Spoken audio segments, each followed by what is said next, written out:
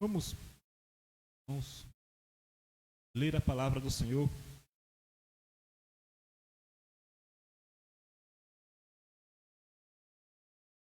A palavra do Senhor mais uma vez. Nós já lemos, o texto de Gênesis. Nós iremos ler mais uma vez. E é nesse texto que nós iremos, essa noite, refletir na palavra do Senhor.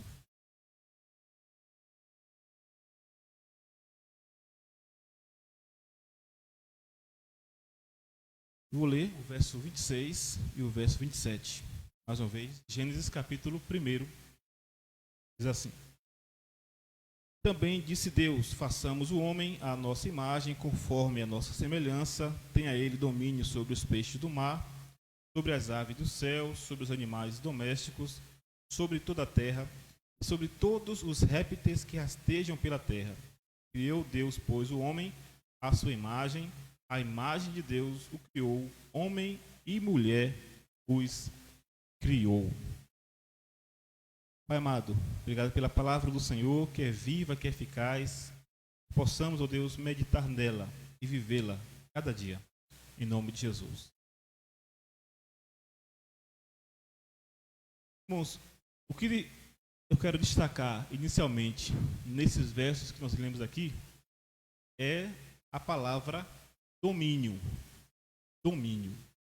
Essa palavra aqui aparece várias vezes nesses versos que nós lemos aqui.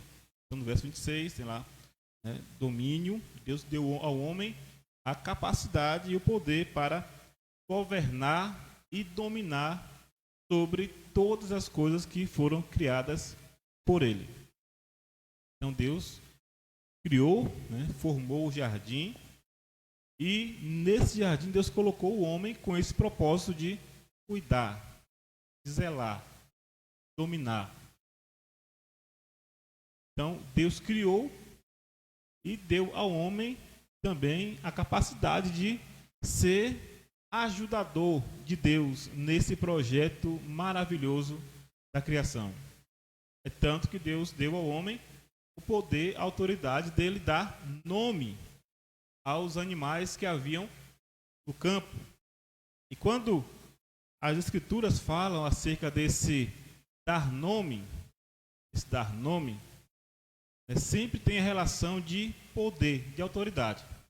Então, quem conhece o nome e quem dá o nome tem poder sobre aquilo que é denominado por ele. Então, essa era a ideia lá no mundo antigo. Quando alguém conhecia o nome ou dava o nome, ele tinha poder sobre aquilo que ele estava denominando. Assim também é na sociedade, de modo geral. Quando alguém cria alguma coisa, ele dá um nome àquele objeto criado.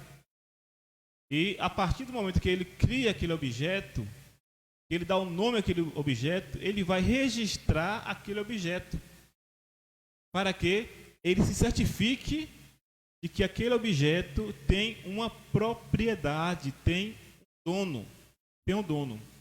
Quando alguém cria uma música, quando alguém escreve uma música ou cria uma letra, ele faz o registro público daquela letra, daquela música, para que nenhum outro venha tomar posse daquela criação dele.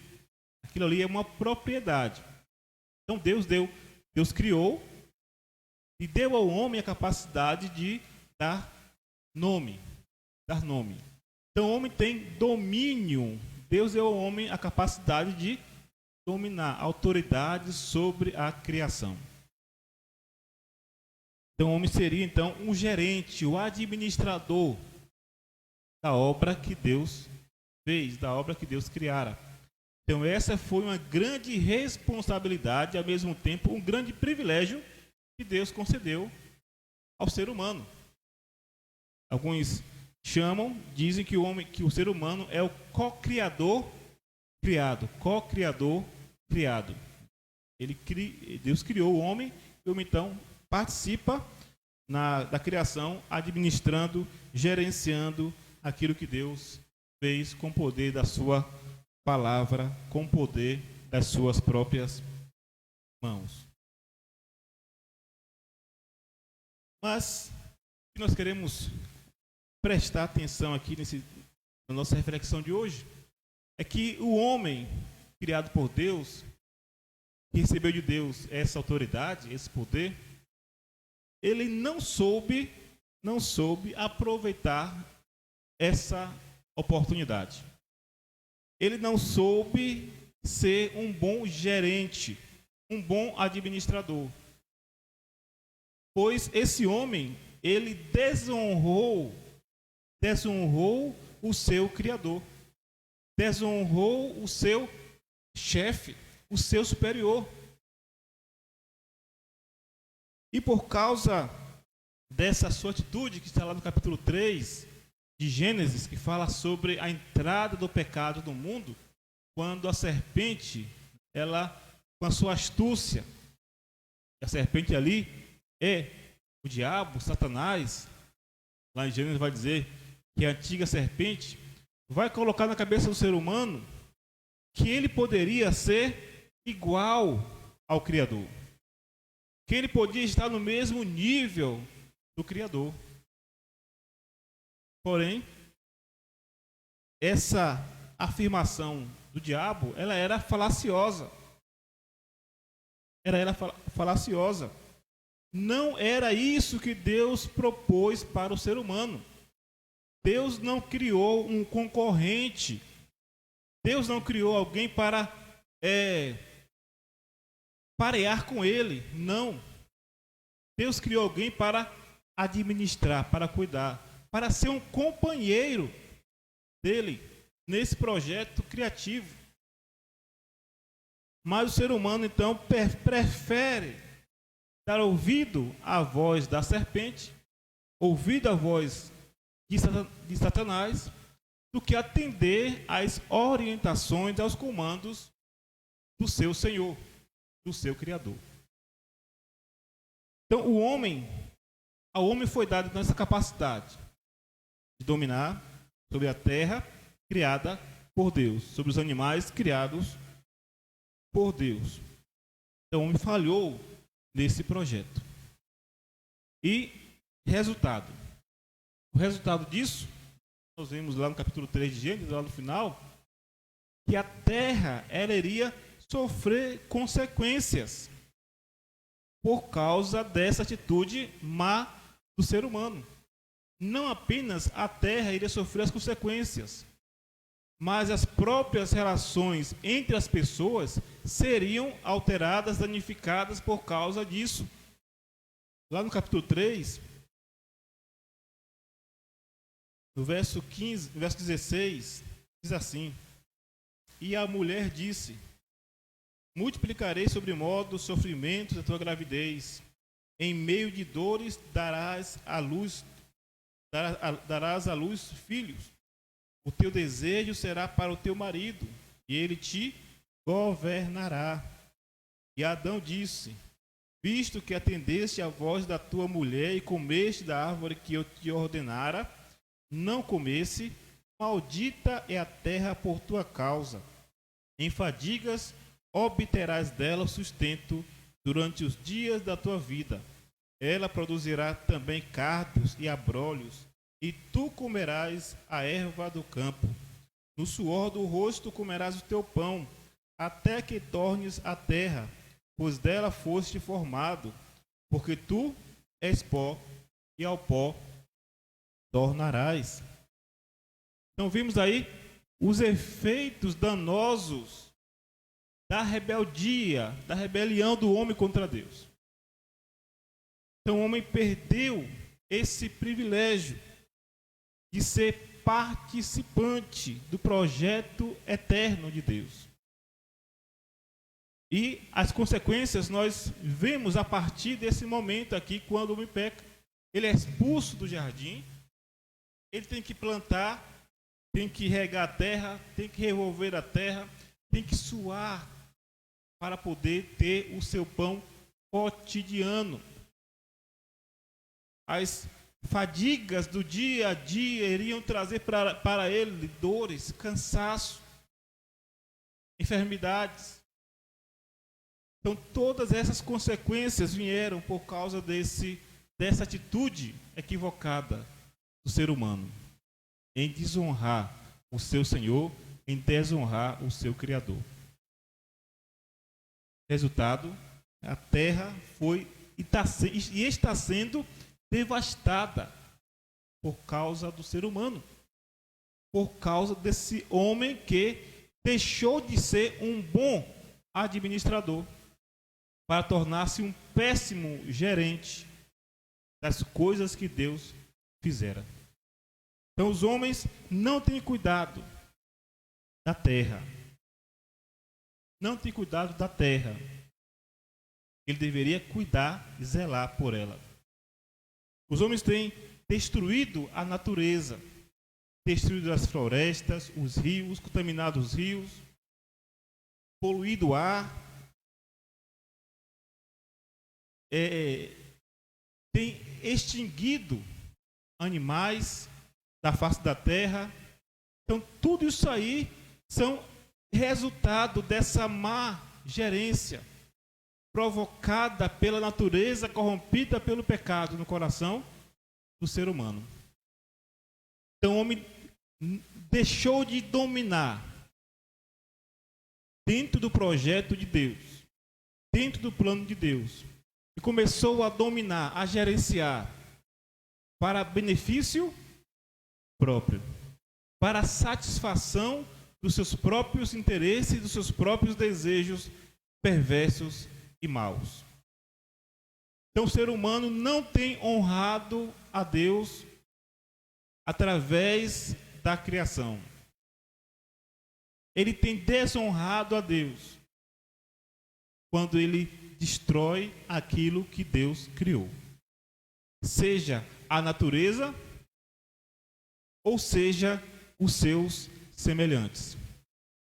Então, quando, por exemplo, um homem domina um outro homem e quer usar a força bruta para que os outros atendam às suas necessidades, seus interesses, isso demonstra também que o homem não sabe gerenciar os seus relacionamentos sociais. Quando o homem abusa fisicamente do outro, o marido que espanca, que abusa violentamente da esposa ou dos filhos, ele perdeu a capacidade de gerenciar os relacionamentos na sua casa, na sua família. Ele perdeu, portanto, o rumo, perdeu, portanto, a direção. Ele saiu do projeto de Deus. Ele então vive nesse desejo egoísta de dominar para benefício próprio.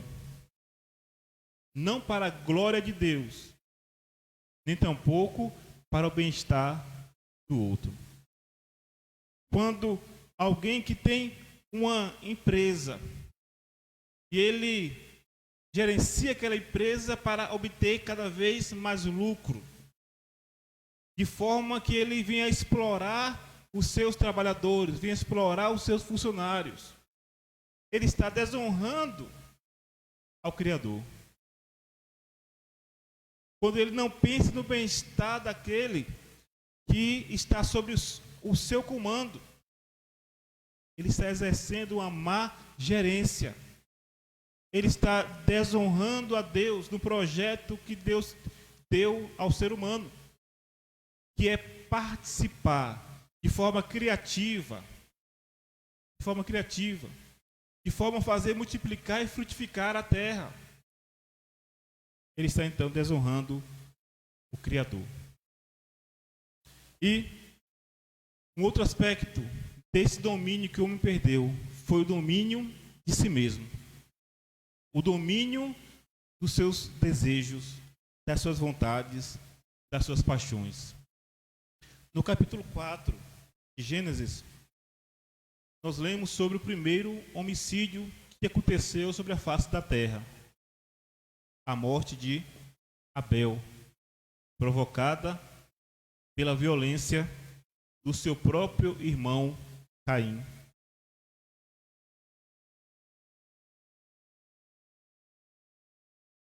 E lá no capítulo 4, no versículo 6 e 7, Deus ele vem falar pessoalmente com Caim. Ele diz assim: então lhe disse o Senhor: por que andas irado? E por que descaiu o teu semblante? Se procederes bem, não é certo que serás aceito? Se, todavia, procederes mal, eis que o pecado jaz à porta.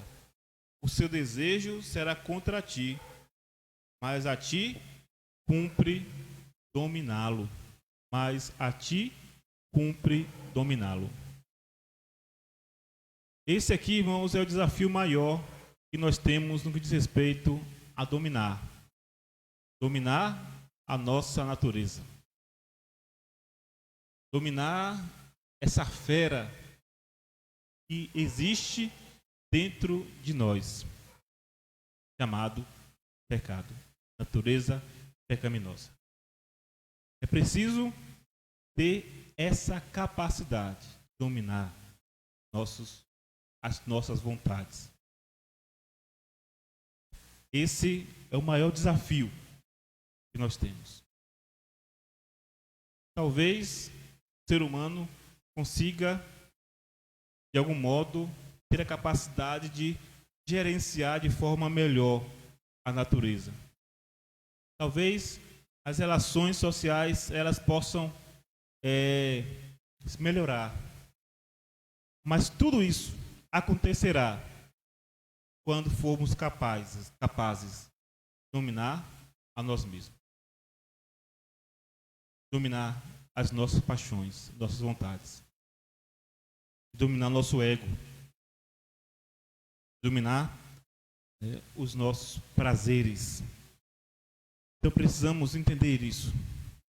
Quando nós lemos aqui esse texto, que Deus criou o homem com o propósito de ser um gerente, um administrador, um cuidador, um dispenseiro. Um pudesse coordenar as coisas aqui na terra para que as coisas pudessem fluir. Tanto as coisas naturais, criação como um todo, como também os relacionamentos entre as pessoas pudessem fluir de forma perfeita, de forma harmoniosa. Mas, se aqui dentro não estiver harmonioso, se aqui dentro não estiver controlado, dominado, o apóstolo Paulo vai falar acerca das duas naturezas, lá em Gálatas capítulo 5, a partir do verso 16, ele vai dizer que dentro de nós existem duas naturezas. Existe aquela que nos chama para fazermos a vontade de Deus. Existe aquela que nos empurra para fazermos tudo aquilo que contraria a vontade de Deus. Paulo chama de velha natureza.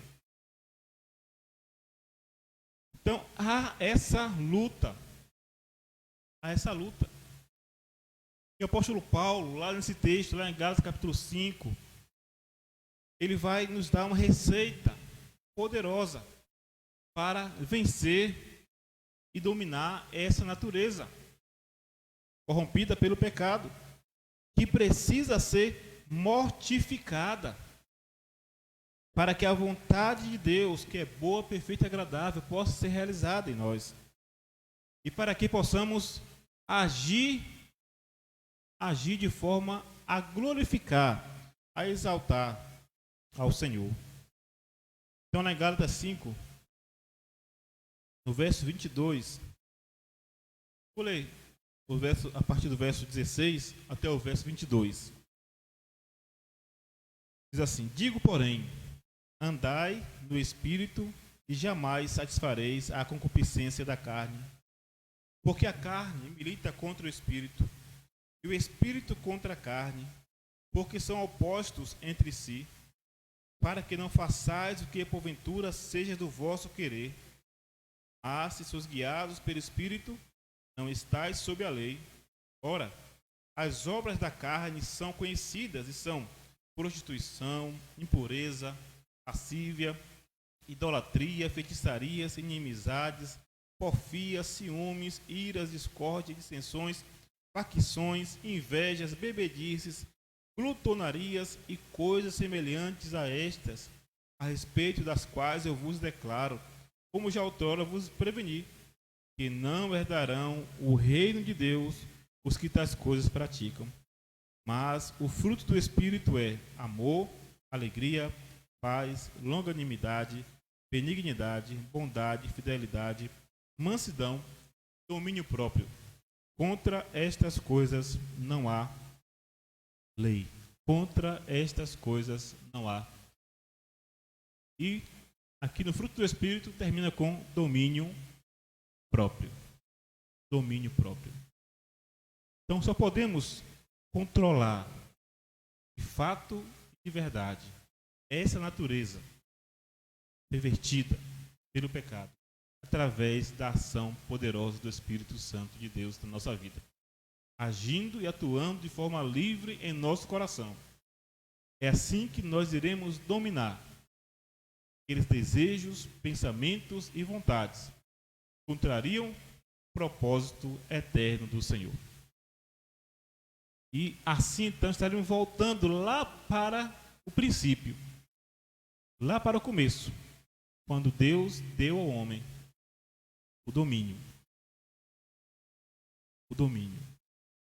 Não para o seu próprio bel prazer, não para destruir a natureza, não para destruir o seu semelhante, não para destruir os seus relacionamentos, sejam eles conjugais, familiares, no trabalho, enfim.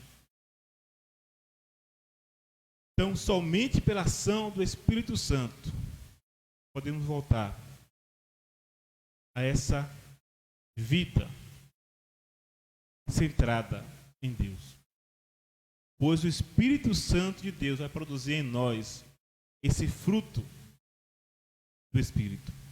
Esse fruto do Espírito é o caráter de Jesus que é produzido em nosso interior. O caráter de Cristo.